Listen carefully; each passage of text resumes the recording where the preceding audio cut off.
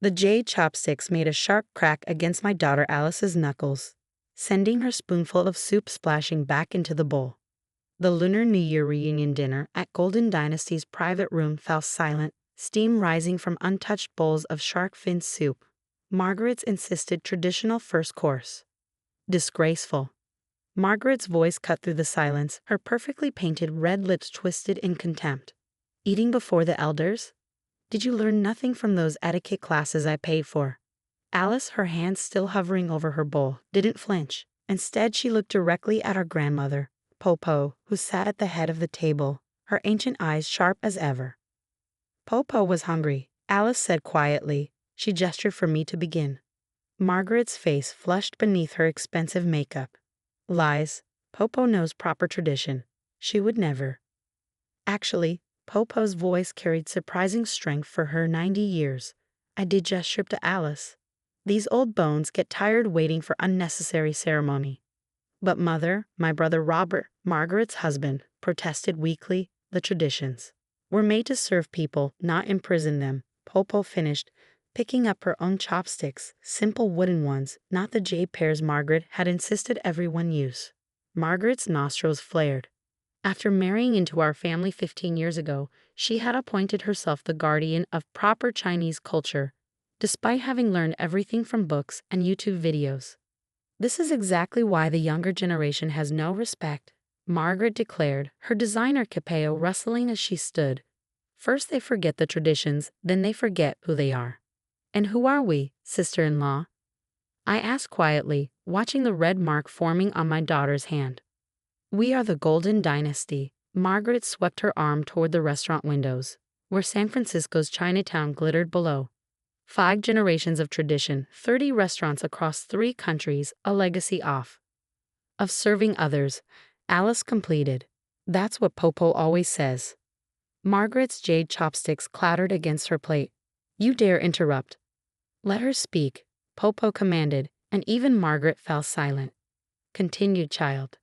Alice straightened in her chair, looking remarkably like Popo in her youth. Golden Dynasty began as a single noodle cart. Our great-great-grandfathers served dock workers who couldn't afford fancy meals.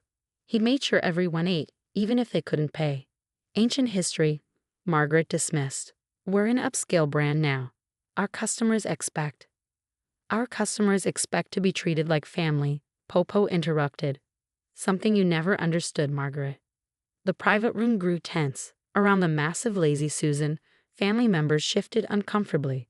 Everyone knew Margaret had been pushing to rebrand the restaurants, raising prices, removing the traditional pay-what-you-can tables Popo had insisted each location maintain. The profit margins, Margaret began. Were never the point, I finished. Something my daughter understands better than you. Margaret turned her sharp gaze to me. Oh? Is that why she's been running that ridiculous free cooking class in the restaurant's kitchen, teaching street children to waste our ingredients? Teaching them their heritage, Alice corrected, like Popo taught us. Taught you to disrespect your elders? Margaret grabbed her jade chopsticks again. To shame the family name. The only shame, Popo said clearly, is forgetting why we began this dynasty. Robert finally found his voice. Margaret means well, Mother. She just wants to preserve. Preserve what? Popo demanded. Empty gestures, jade chopsticks that never touched street food, designer kipaos that never saw a kitchen.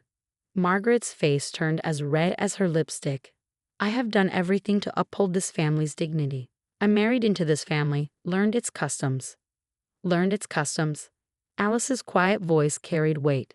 Is that why you replaced Uncle Y's cooking staff with French-trained chefs? Why you stop our annual street festival banquet? Modern customers expect. Modern customers, Popo cut in, have been leaving. Did you think I wouldn't notice the empty tables? The complaints? The old families taking their celebrations elsewhere. The room fell silent again, broken only by the distant sounds of Chinatown preparing for New Year celebrations.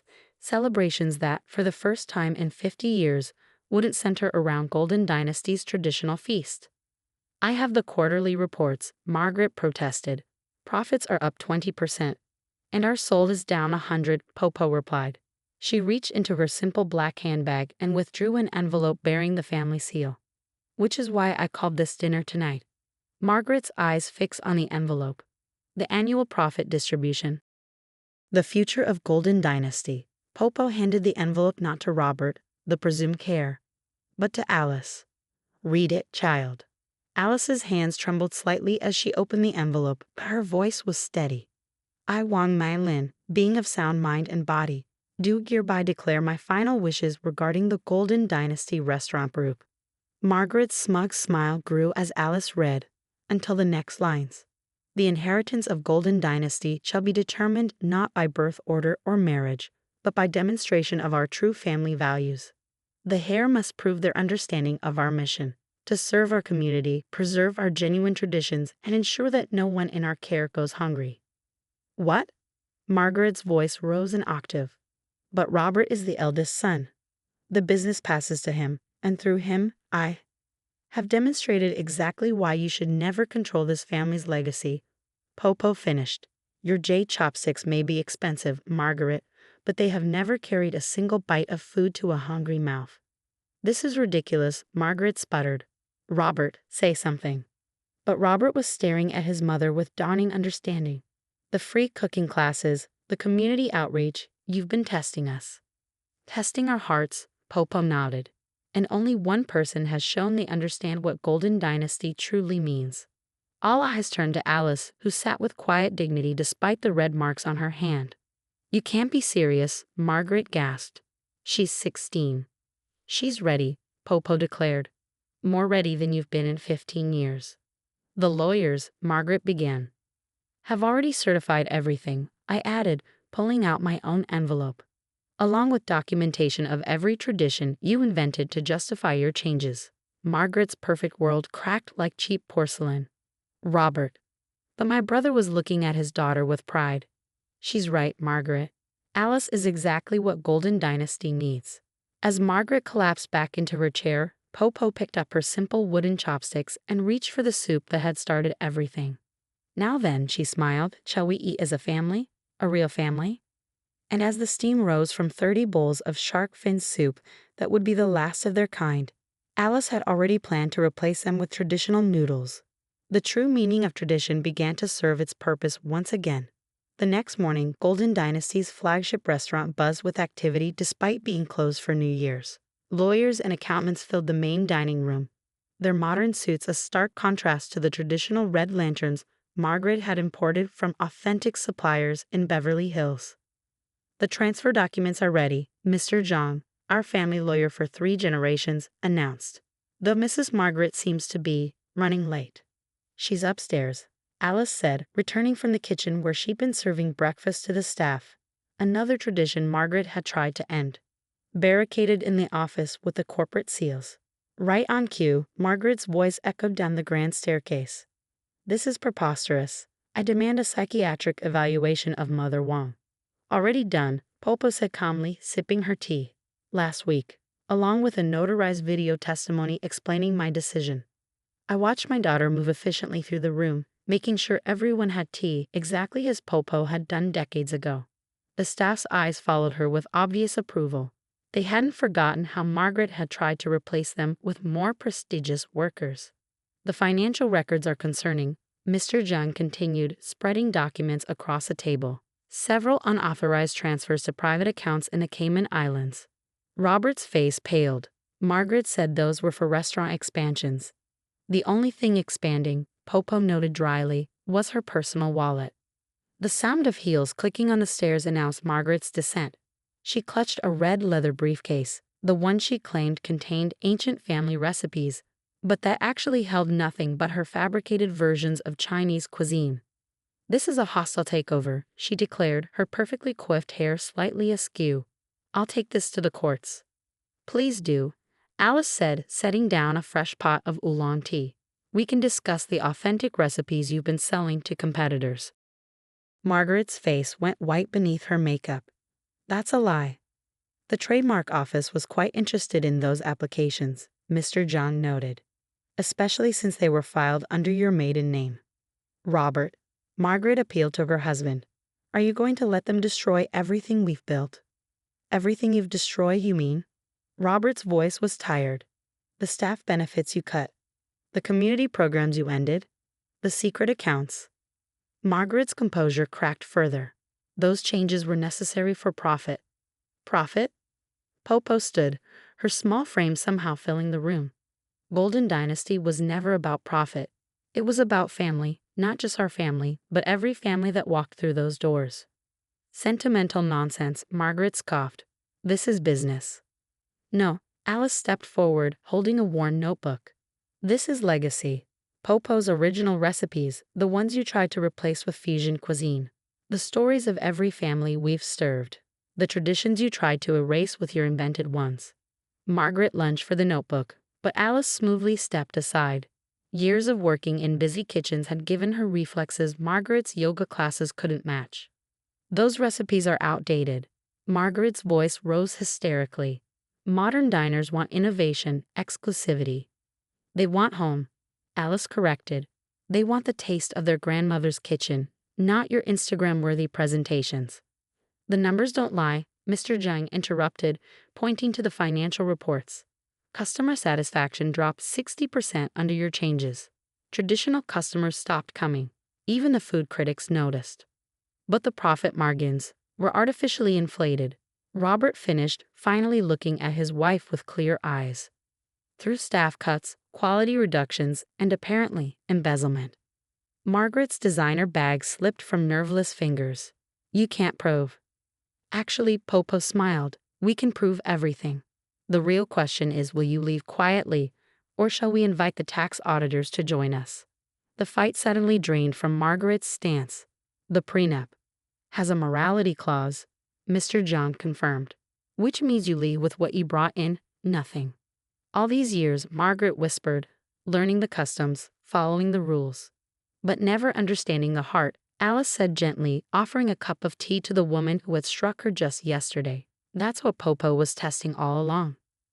Margaret stared at the offered tea, 15 years of carefully constructed identity crumbling around her. I really thought I could become one of you. You could have, Popo said softly, if you tried to understand instead of control. The morning light streamed through the restaurant's windows, catching the dust motes in the air and the tears finally breaking through Margaret's perfect makeup.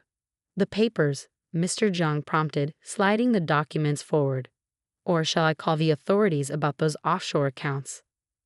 With trembling hands, Margaret signed away her claim to Golden Dynasty. Each stroke of the pen seemed to age her, stripping away the armor of false tradition she hidden behind. Will you tell everyone, she asked finally, that you've decided to pursue other opportunities? Alice answered, practical as always. Your reputation remains intact as long as the restaurant's assets do.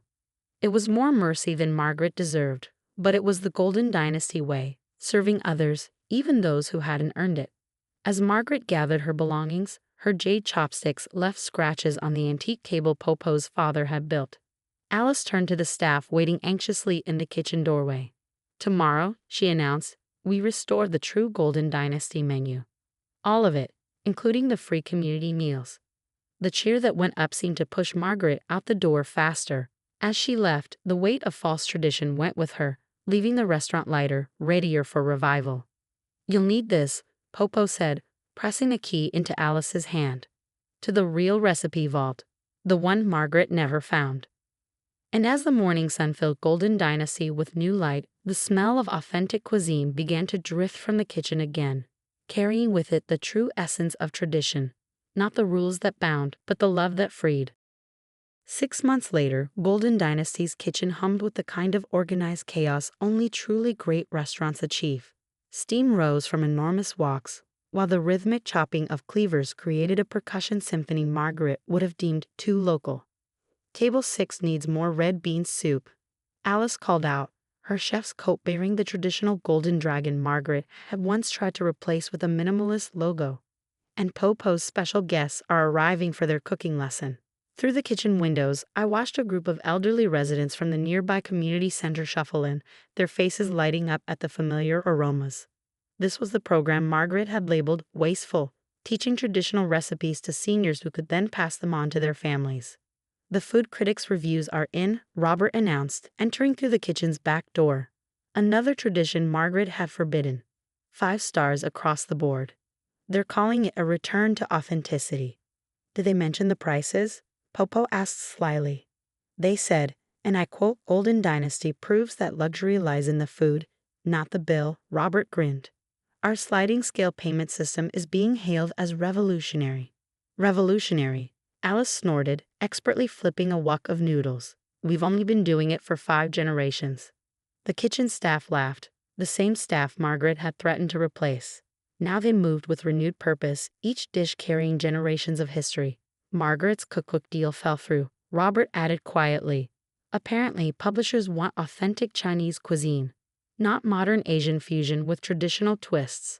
She's teaching authentic Chinese cooking in Beverly Hills now, I said, checking the reservation book. To celebrities who don't know the difference between Cantonese and Sichuan. Popo shook her head. Some people never learn the true taste of home.